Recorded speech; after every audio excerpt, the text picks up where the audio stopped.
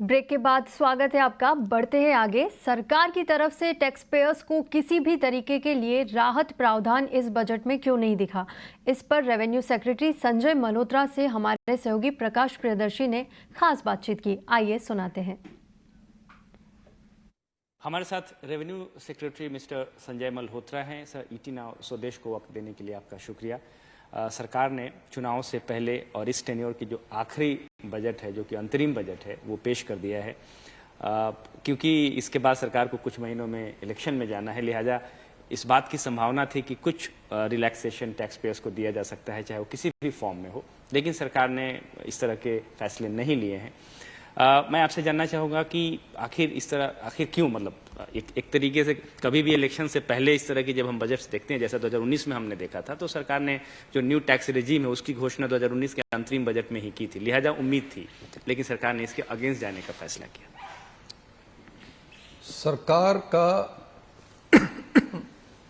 सरकार जो है निर्णय, ये सरकार जो निर्णय कर रही है,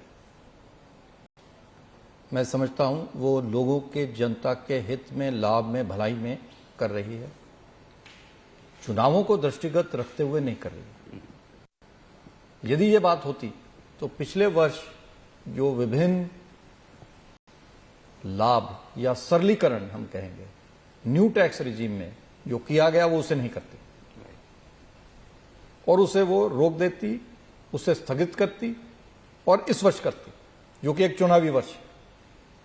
लेकिन सरकार को लगा कि जो लाभ देय है जनता को, दिया जाना चाहिए, चाहे वोट आए या न आए, वो लाभ उन्होंने पिछले वित्तीय बजट में, पिछले वित्तीय वर्ष के, इस वर्ष वित्तीय वर्ष के बजट में पिछले वर्ष वो दिया।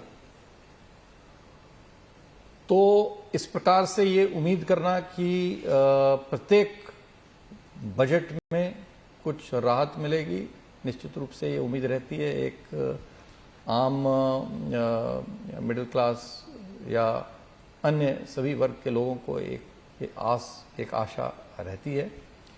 लेकिन प्रत्येक वर्ष इसमें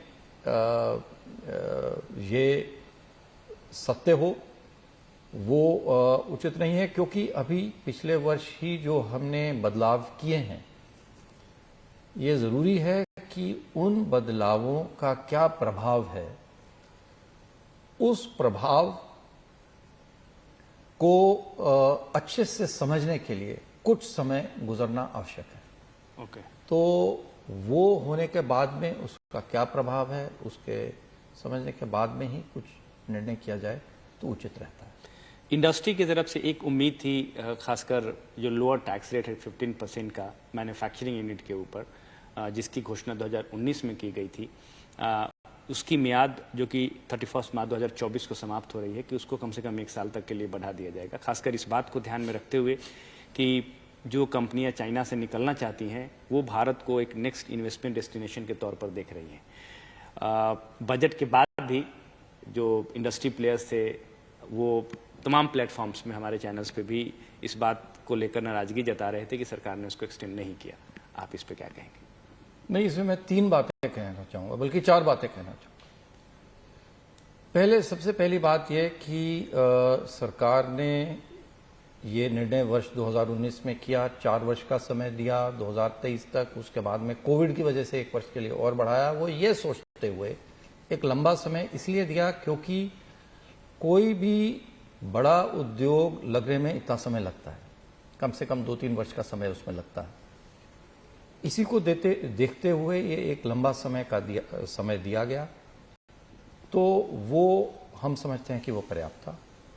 दूसरी चीज इससे जुड़ी हुई, आपने कहा 1 वर्ष के लिए और बढ़ा देते, तो 1 वर्ष से बढ़ाने में कोई लाभ नहीं है, क्योंकि कोई भी बड़ा उद्योग जो है 1 वर्ष में कंसेप्चुलाइज होकर के, प्लानिंग होकर के, फाइनेंशियल क्लोजर होकर के, फिर कंस्ट्रक्शन होकर के, प्लांट मशीनरी लगा करके और उत्पादन चालू कर ले, वो संभव नहीं होता।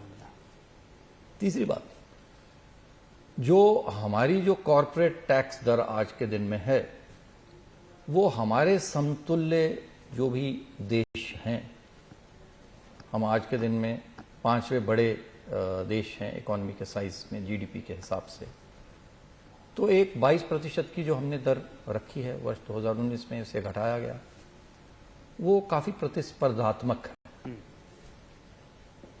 तीसरी बात, किसी भी निवेश के लिए कर इंपॉर्टेंट है, लेकिन केवल कर ही एकमात्र फैक्टर नहीं है जिसके बेसिस पे वो निवेश करता है। जो पूरा इकोसिस्टम है वो बहुत इंपॉर्टेंट है। और पिछले वर्षों में केंद्र सरकार ने पूरा प्रयास किया है कि ये जो इकोसिस्टम है, जिसमें ईज ऑफ डूइंग बिजनेस, आपको मालूम है वर्ल्ड बैंक पहले एक ईज ऑफ डूइंग बिजनेस की एक स्टडी करता था, उसमें भारत ने काफी छलांग मारा। 60-65 के आसपास में उसमें हम लोग पहुंचे। और साथ ही साथ कई सारी योजनाएं हम लेकर के आए, चाहे वो PLI हो, चाहे वो PMP हो। तो इसके ऊपर में और अन्य जो कारण हैं उसकी वजह से GST का जो है वो जो हम लाए, आपने देखा कि सभी उद्योग जो है GST की वजह से जो एक फ्रैगमेंटेशन था, जो कैस्केडिंग था, एक मार्केट एक कंट्री एक मार्केट एक टैक्स बना, उससे जो है उद्योग जगत को जो है फायदा हुआ। IBC लेकर के आए।